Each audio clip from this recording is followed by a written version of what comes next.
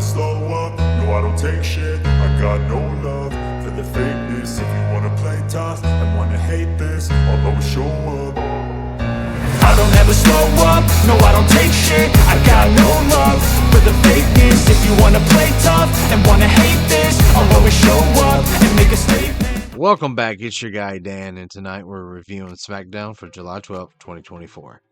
It wasn't a bad show. I was entertained.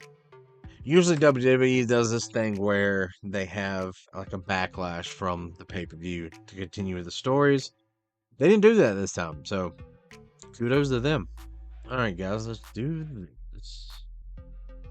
We're starting with a video package from Solo basically saying that when Roman was reigning, they had the heavyweight belts, the tag belts, they had all the gold.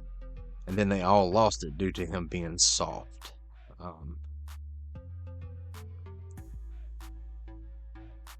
Basically, he's like, it takes a real tribal chief to stay on top, more powerful, hungry, aggressive.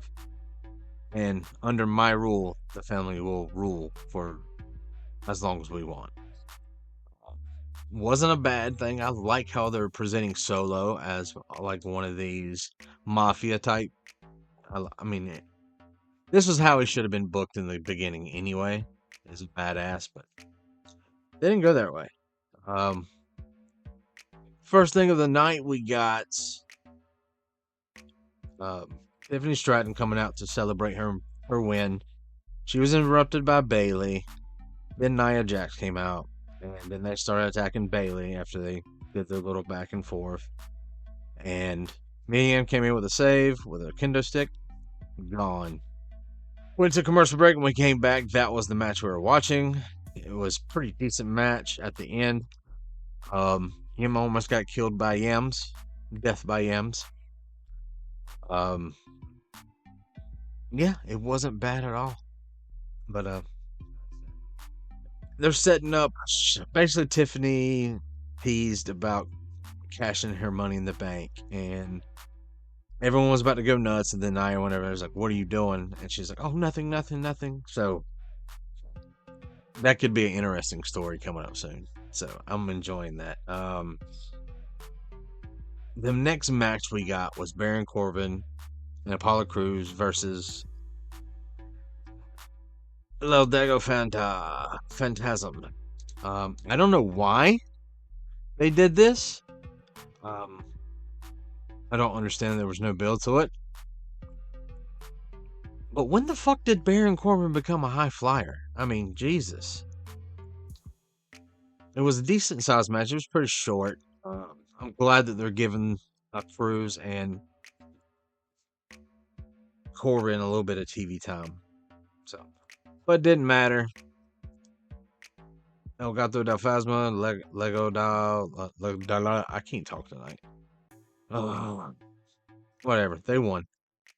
Next, we got a promo segment from LA Knight about Money in the Bank, and then he pulled out a contract and challenging Logan Paul for his US belt. He wasn't there, and LA Knight said, "Don't worry, I'll get him to sign this." So it's pretty cool. The next, we got a backstage segment with Randy and Cody talking about, respect from each other. Kevin Owens didn't show up this week. He's dealing with his family issues.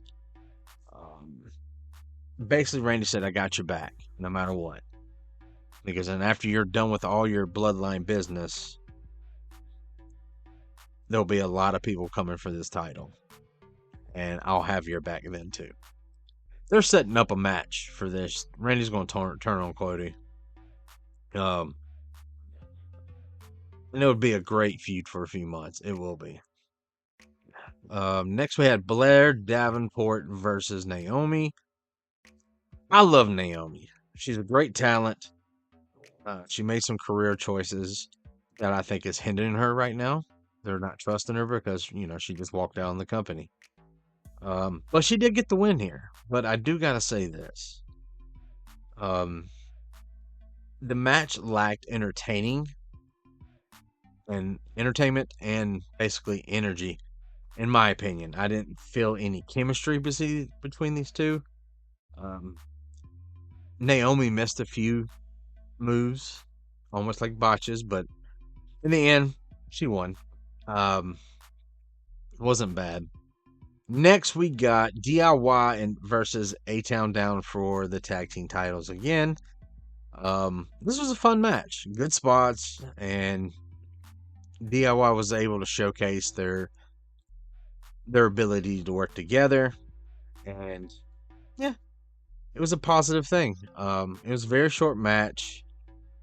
Something felt a little missing in this match to me. I don't know if it's just the chemistry between the guys or just no story for it. I don't know. I can't put my finger on it, but DIY retained the belts. During their celebration, Theory and Waller are outside the ring. Waller sees something coming out of Cody's eyes. He ducks, and Jacob Fatu came out and destroyed pretty much everybody. Besides Waller, he got the hell out of there. Oh, yeah. He did a sick Samoan drop. He gave one to Gargano. He jumped off the top. He caught him and then did it. And this one, he was getting hit so many times with other things. And he got hit with a DDT. Jacob Fatu fucking didn't sell it, not one bit, which I thought was hilarious. Threw him into the ropes and gave him the sickest Samoan drop I have ever seen. He almost did a backflip doing it. And it was just look wild as shit. Then we got Solo coming into the ring and starting to do a video package or a promo on how Cody Rhodes needs to acknowledge him. But this picture right here speaks fucking volumes. Normally, they're in a V shape. So you usually have Solo, then you have them two, and then Jacob's usually in the back. This picture's really, really telling, if you can tell. Solo said basically everyone who hasn't acknowledged him is gone, including his brother Jimmy. Yeah. And then the chant started with Roman. And as soon as that happened, the face on Jacob's Fatu was very revealing to me. Spoiler alert to me or to you guys, I think Jacob Fatu is a mole for Roman. Some of the signs that I get from that was Paul Heyman asking if Jacob was there one week. Every time he walks past him when he's pacing, he just has this look like he wants to fuck them up. And, yeah. After that, Cody comes out, basically says that Solo and him will have a match at SummerSlam. They all surround him, start to beat on him.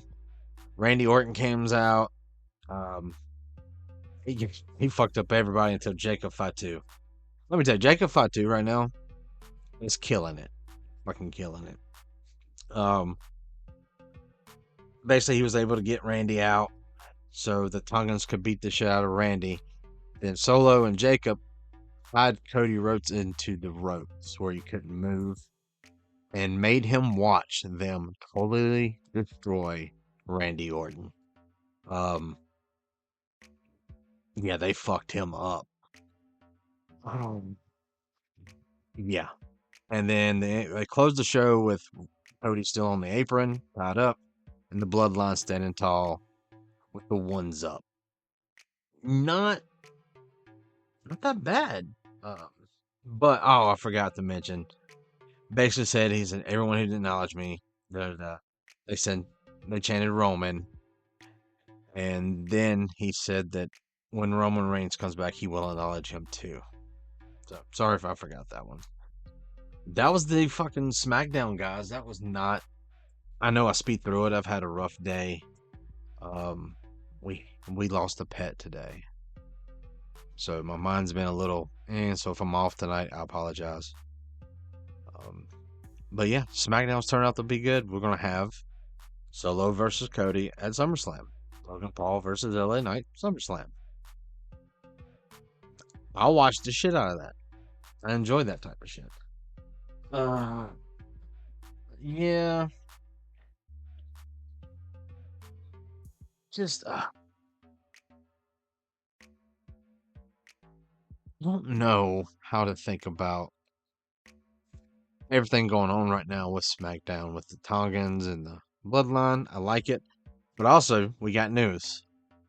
Jimmy Uso was cleared yesterday. That means he's coming back. It's also been reported that Tonga, not this Tala, it's he's 6'8", totally fucking huge. But we've been making fun of him in our group. We call him Tall Ass Tonga. But he's already signed with WWE. They said that he's been backstage and they don't know when they're going to debut him, but it's coming. I have a feeling that we're also going to get Zilla and maybe even Lance. So take that as you will.